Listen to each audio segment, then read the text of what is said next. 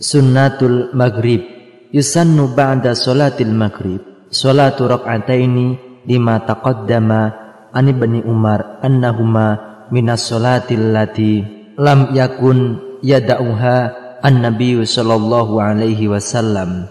Ma yustahabbu fiha, yustahabbu fi sunnatil maghribi ay yaqra'a fiha ba'dal fatihah bi qul ya ayyuhal kafirun wa qul huwallahu ahad. Fa'ani Ibni Mas'udin annahu qala ma uhsi ma sami'tu Rasulullah sallallahu alaihi wasallam yaqra'u fi rak'ataini ba'dal maghribi wa fi rak'ataini qabla al-fajri qul ya ayyuhal kafirun wa qul huwallahu ahad. Rawahu Ibnu Majah wa Tirmidzi wa hasanahu.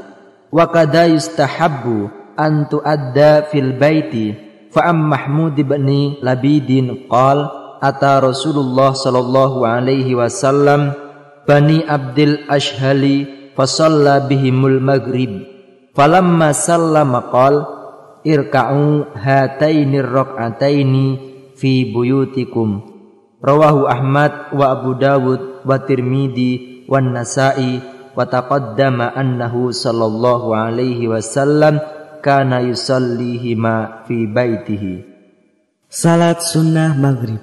Sesudah salat maghrib disunnahkan melakukan salat sunnah 2 rakaat sebagaimana tersebut dalam hadis Ibnu Umar bahwa Nabi Shallallahu alaihi wasallam tidak pernah meninggalkannya.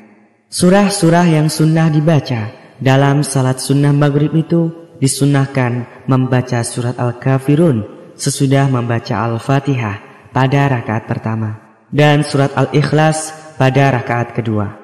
Ibnu Mas'ud radhiyallahu an berkata, rasanya tidak dapat aku hitung betapa seringnya aku mendengar Rasulullah sallallahu alaihi wasallam dalam 2 rakaat salat sunnah sesudah salat maghrib dan 2 rakaat sunnah sebelum fajar bahwa beliau membaca surat Al-Kafirun dan surat Al-Ikhlas. Hadis riwayat Ibnu Majah dan Tirmidzi yang menganggapnya sebagai hadis hasan. Demikian pula disunnahkan supaya salat sunnah ini dikerjakan di rumah masing-masing berdasarkan sebuah hadis dari Mahmud bin Lubaid yang berkata, Rasulullah Shallallahu alaihi wasallam mendatangi Bani Abdul Ashhal. Di sana beliau mengerjakan salat maghrib dan terus pula mengerjakan salat sunnah sesudah maghrib itu. Kemudian beliau bersabda, kerjakanlah kedua rakaat sudah maghrib ini di rumahmu masing-masing. Hadis riwayat Imam Ahmad, Abu Dawud, At-Tirmidzi, dan Nasa'i. Selain itu juga ada keterangan-keterangan yang lalu yang menjelaskan bahwa beliau selalu mengerjakan salat sunnah sesudah maghrib itu di rumahnya. As-sunanu ghairu muaqqadah. Ma taqaddama min as-sunani ar-rawatibi yata'aqqadu ada'uhu wa baqiyat sunan ukhra ratibatun yanjibu al-itanu biha ghaira ta'qidin nadhkuruha fima yali. Salat-salat sunnah bukan muakkad. Uraian yang di muka itu adalah mengenai salat-salat sunnah rawatib yang muakkad, yakni diperkuat serta dianjurkan betul-betul melakukannya. Di samping itu masih ada lagi sunnah-sunnah rawatib yang sifatnya bukan muakkad. Jadi anjuran mengerjakannya tidaklah begitu diperkuat. Berikut ini adalah perinciannya. Rak'atani aw arba'un qabla al-asri wa qad warada fiha iddatu ahaditha mutakallimun fiha walakin likathrati turukiha yu'ayyidu ba'duha ba'dan. Faminha hadits Ibnu Umar qala Rasulullah sallallahu alaihi wasallam rahimallahu imra'an shalla qabla al-asri arba'an. Rawahu Ahmad wa Abu Dawud wa Tirmidzi wa hasannahu wa Ibnu Hibban wa sahahahu wa kadza sahahahu Ibnu Khuzaimah.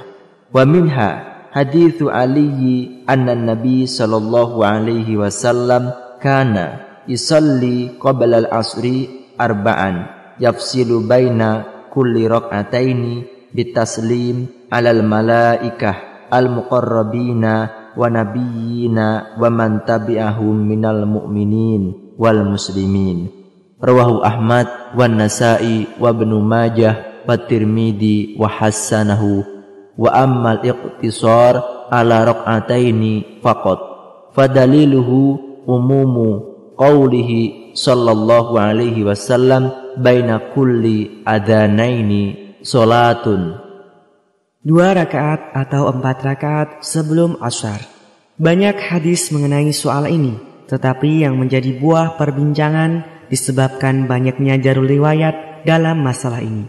Dengan demikian, sebagian riwayat dapat menguatkan riwayat yang lainnya. Di antaranya adalah hadis Ibnu Umar yang berkata, Rasulullah Shallallahu Alaihi Wasallam bersabda, Allah merahmati seseorang yang mengerjakan salat sunnah sebelum Ashar 4 rakaat.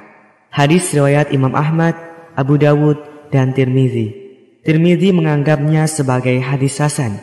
Juga diriwayatkan oleh Ibnu Hibban dan dianggapnya sebagai hadis sahih.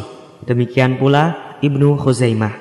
Hadis lainnya lagi menerangkan Nabi SAW mengerjakan salat sunnah sebelum Ashar 4 rakaat. Pada tiap-tiap 2 rakaat beliau membaca salam untuk malaikat muqarrabin, para nabi, dan semua pengikutnya dari kalangan kaum muslimin dan mukminin.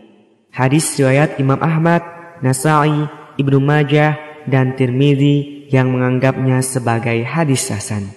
Adapun menyingkat salat sunnah sebelum Ashar itu menjadi 2 rakaat saja, maka dalilnya adalah sabda Nabi SAW yang berbunyi, di antara 2 azan itu ada salat sunnah.